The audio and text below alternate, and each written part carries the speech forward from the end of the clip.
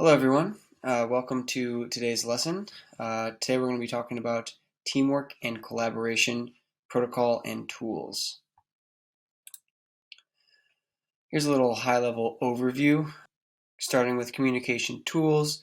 Then we're going to jump into cohesive teamwork and accountability, followed by project deliverables, follow-ups and being heard, and then finding experts. Starting with communication tools. Some of the common business messaging software available at this moment is Microsoft Teams, Slack, Cisco Jabber, Google Workspace, and WebEx. Now, amongst this list of 5 here, the list is endless, but in terms of what we're going to be focusing on here is Microsoft Teams and Slack. Now, Teams is the most commonly used corporate communication tool. It's kind of more that great for larger companies, better for calls and video call integration into meetings, as well as used in integration with other Microsoft apps in Office 365. So that's Microsoft PowerPoint, Excel, anything that you can think of, Microsoft integrates very well with. Slack, on the other hand, is kind of more for those smaller starting out businesses. We're primarily going to be using Slack for this internship on demand program. It has more customizability. There's an external app integration. It's also better for messaging than calls. Anyone can join Slack, so anyone outside of your organization can use Slack. The differences between email and instant messaging are very different. Email is more formal, while instant messaging is some of that more informal texting, quick response that you might get from using your smartphone. So some of the examples of when to use an email. Some of the concrete times when you might use an email are setting up an interview. You definitely want to be very formal when first talking to someone you haven't met yet. This is also jumping into making a first contact with a new client or customer. That's often a very formal space, as we don't necessarily know how we would interact with this person yet. So an email is a great way to kind of break that ice with a little bit of the formalities that come along with sending a contract. So that's going to be writing a proposal, kind of money side of things. So that definitely needs to be formal. Maybe some documents are included in that you need to send over. Managing disciplinary action is also another good one. Not something that you really want to address over that casual instant messaging, but definitely a more formal implication. Email is also useful for addressing 3 to more people at a time. Other than that, using instant messages is a little bit better of a tool. If you create a group chat on your instant message platform, that just can get kind of chaotic as people are spam responding, whereas email, everyone receives it, reads it, only really responds if they need to. This is also a great way to have a solid paper trail, and it's easy to track and archive. So email is kind of one of those things that is never going to go away, thus being email is more permanent than some of these instant messaging platforms. Now getting into instant messaging, this might not be the place for that formal conversation. While email does slow down productivity to some degree, Slack has been reported to improve productivity by 30%. So this is often very distracting as messages will come in and out more frequently than emails, kind of putting you in a state of distraction. So if you could imagine getting a text on your phone, that's going to pop up and basically distract you from whatever else you were doing. The same goes for instant messaging. So being able to manage those notification settings is crucial to having this be a very productive tool. This does offer some of that lightning fast response times, as we talked about, heightened collaboration, and some interactive features that normal emails do not offer. This is a plus when looking at instant messaging versus email. Overall, email, more formal, definitely takes a lot out of your day. Instant messaging, quick, fast, rapid responses, maybe just a quick one-liner, one question to your coworker. Using them together is a little bit tricky. So just knowing when to use one or the other is always a good task and tool moving forward. So I think a cohesive team, by definition, is the measure of how well team members work with one another. When a team is cohesive, it means that everyone understands their role, embraces their strength, and is committed to the overall team goals. A good example of this is a basketball team. Now, a basketball team has different team members from diverse backgrounds. Everyone's got a very diverse personality and opinions, but they're all going together to accomplish the same goal: win the game, win the championship, whatever it is, we're going to win. The 4 stages of cohesiveness are forming, storming, norming, and performing.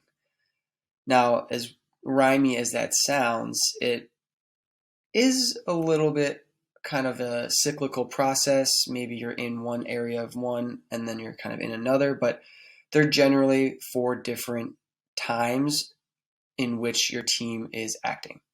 So the first one, forming, getting to know one another. This is kind of where you're establishing clear objectives. It's very early on in that team building process. So it's very important for you as a group to establish your individual goals, your group goals, and then just kind of overall team roles.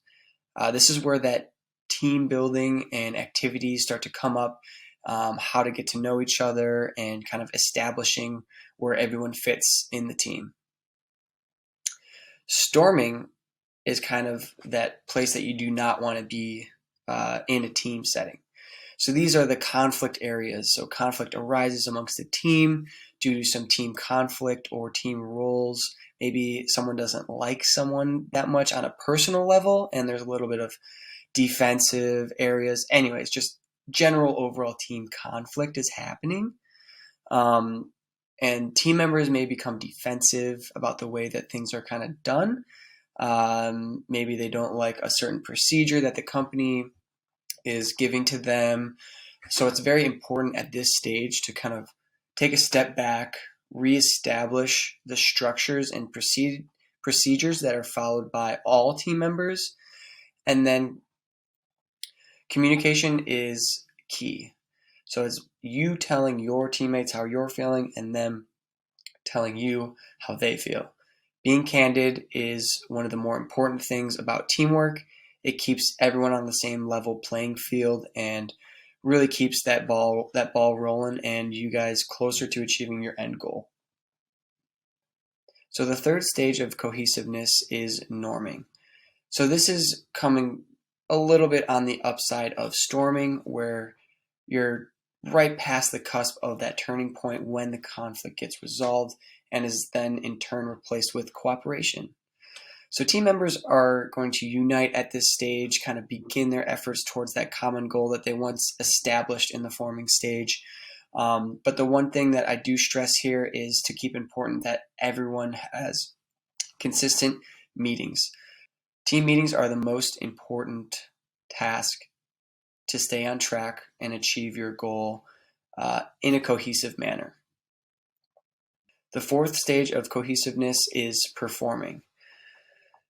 Now, this is what every team strives to be. Everyone wants to perform to their highest potential, but this particular stage is where each member is concerned with team success rather than own individual recognition. So kind of don't throw them away, but put your personal achievements on the table and kind of focus on working together, achieving that group goal, whether it's releasing a product, releasing a new app, or finishing the back end to a new website. Either way, you should be celebrating these victories. I can't stress this enough. Celebrating your victories and wins is what brings teams together. Now, after celebrating these victories, it's important to keep things on track. Obviously, yes, you did this amazing thing, you achieved this great goal, but being able to reforecast and target some of those new goals is what kind of differentiates a good team from a great team. Overall, of what it means to work as a cohesive team. Number one, all team members must have a clear understanding of their individual role. Number two, everyone must have an understanding of the team's goal. And then number 3, trust each person contributing. So I know it might be hard at sometimes if someone's not pulling their weight at first, but once you kind of talk through, get through that storming phase and eventually get to the performing, that trust begins to build, and the more trust, the better the end result. All right, so moving on to accountability. Accountability is defined as an assurance that an individual or organization is evaluated on its performance or behavior related to something for which it is responsible. So what does accountability actually look like in the workplace? So this can be anything from owning a mistake to then sharing it as a learning experience. This is probably the most important part of being not only a teammate, but having others learn from you. Everyone makes mistakes, and really letting your mistake out there into the world is scary at first, but it really holds others accountable to then do the same thing to you, and vice versa. Reciprocating that learning experience to the entire team is extremely beneficial. Another example might be giving a presentation on your own personal contributions and their impacts towards that overall team goal. Now, this can be a short presentation. It can be a little slide on one of your team's slides when you're going through and presenting your final project. Whatever it is, it's just kind of showing your accountability for what you've actually done in that team project. Another good example is being transparent. Now, it's, of course, being transparent of how you feel, how you think your work is going. If you're a little bit farther behind, let your teammates know. If you need resources, anything else to get you to stay on schedule and finish your final project on time, tell someone. That's the most important. Being transparent, telling someone if they're a little bit late on their assignment. It's everything about letting people know what's going on. And then kind of how to stay accountable. So most importantly is weekly check-ins. We went over this a little bit, but it's check-ins with your manager, your team, as well as the key stakeholders, whether that's a full meeting, whether it's a weekly update to kind of see where you're at. Just keeping your team updated, your mentors, everyone on the same page is super important to keep everything on schedule as well as deliver progress updates. Another good thing is ask for feedback.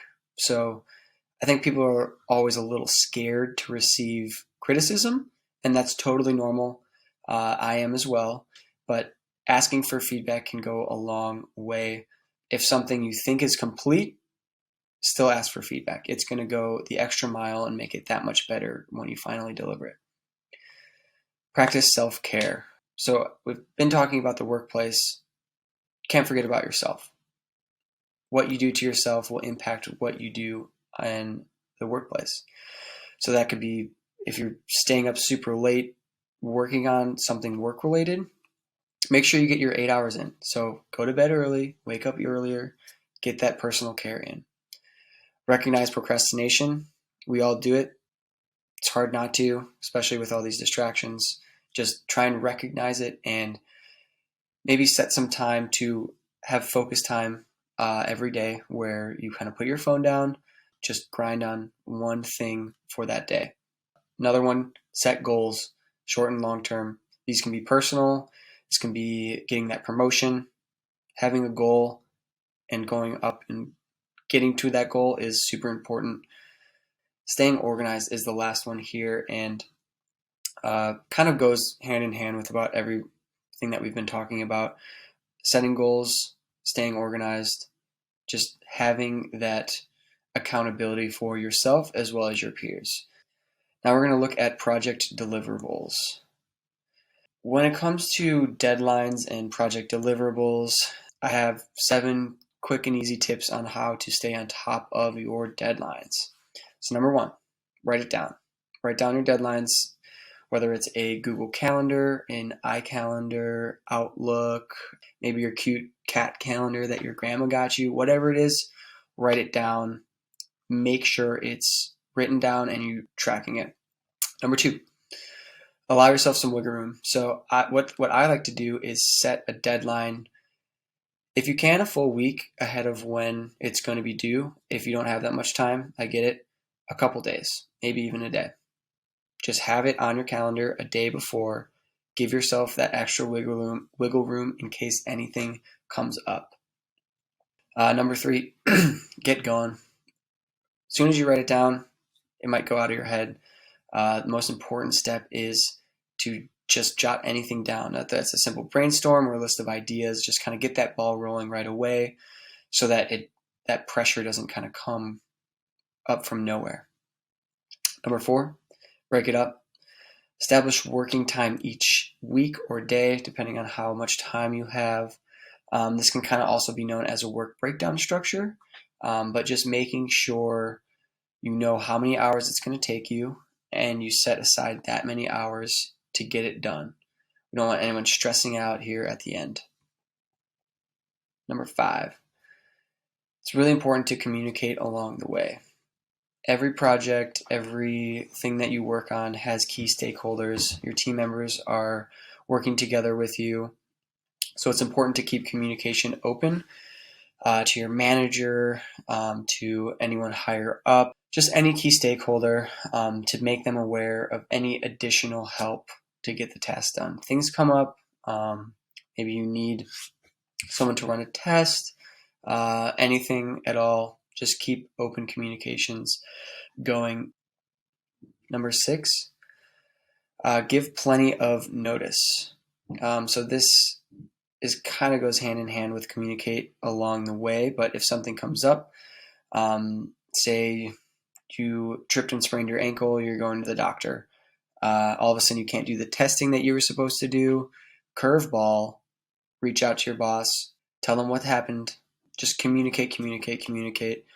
Well done work is far superior than rushed and messy. So if something comes up, or maybe you're just stressed and overloaded and actually have been planning, but there's too much work to be done prior to the deadline, I'm sure you can communicate that early and ahead of time to then say, hey, I'm going to be 2 days late.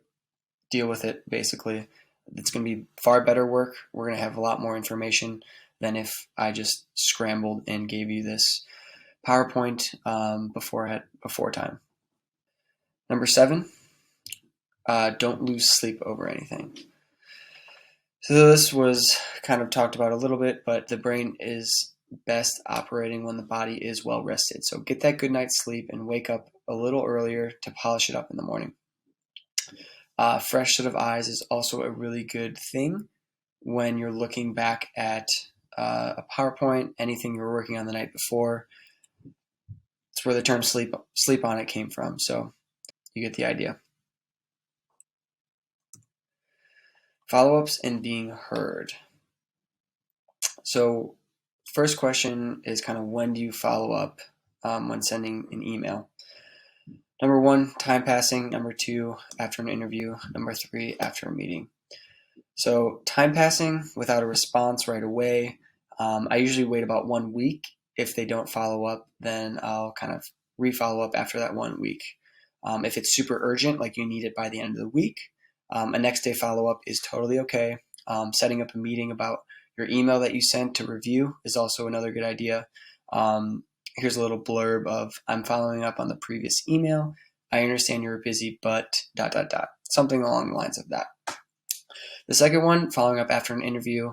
I know we all do this. It kind of depends on the setting, how many applications or applicants are applying, as well as the job.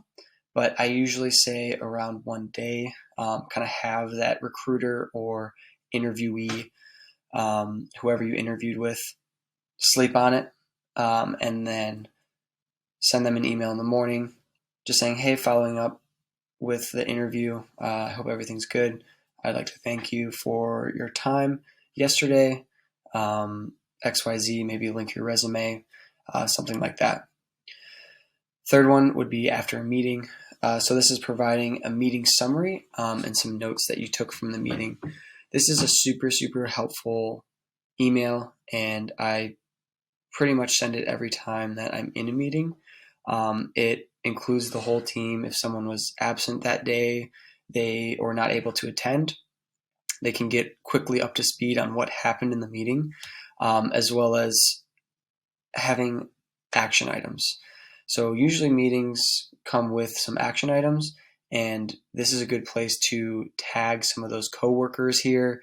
Say, hey, Steven needs to complete XYZ by Thursday, and it puts them responsible, shows everyone on the team what Steven's going to be working on and delivering by Thursday. So being heard. Now, one thing to keep in mind when responding to emails or following up with people, everyone's busy. You might feel a response is critical, but be patient with the responses. If urgency is required, use some of those follow-up tactics that we just talked about. Otherwise, consult your manager for a little bit more information on how he might handle the situation. It's always good to go to an upper management to see kind of how they would go about the situation. So another good tip is knowing your audience. So don't be lazy in your messaging. Save that for that instant messaging, Slack or Teams, quick communication. This is more of a formal email.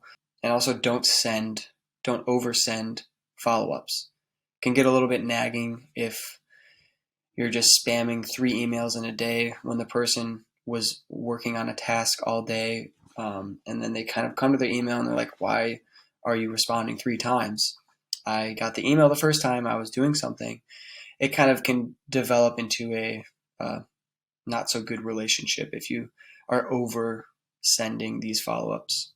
And then another good tip is be candid. I said this before, it's okay to have direct and to the point messaging. Sometimes it might get taken a little bit standoffish in an email. So I think being candid face to face goes a lot longer and says a lot more with your facial recognition as well as your tone of voice. That can often be missed in emails, but I think being candid, setting completed dates, it keeps peers accountable and communicates to stakeholders what everyone on the team is doing. Finally, we have finding experts. So finding experts, just like in school, if your TA can't answer a question, the professor usually can. If you find yourself with a question or problem that even your boss or Google can't answer, chances are someone somewhere will have the answer. So don't be afraid to message around and find some leads. Another bullet point up here is no need to reinvent the wheel. If you're working at a company who follows and uses some company guidelines, they have templates, they have pre-built existing tools, so like a Microsoft Sheet that you could use. They're made for a reason, for you to save time so that you don't have to design it yourself. So don't reinvent the wheel. In summary, communicating drives productivity and teamwork. Emailing and messaging are effective if used properly. Staying organized, communicating your troubles, and be candid. Those are kind of the 3 summary points for staying on time with your deliverables. And then following up is key to maintaining your schedules. Don't overdo it, and know your audience. All right, that's it from me, Ryan at Internship on Demand. Thank you guys, and have a great rest of your day.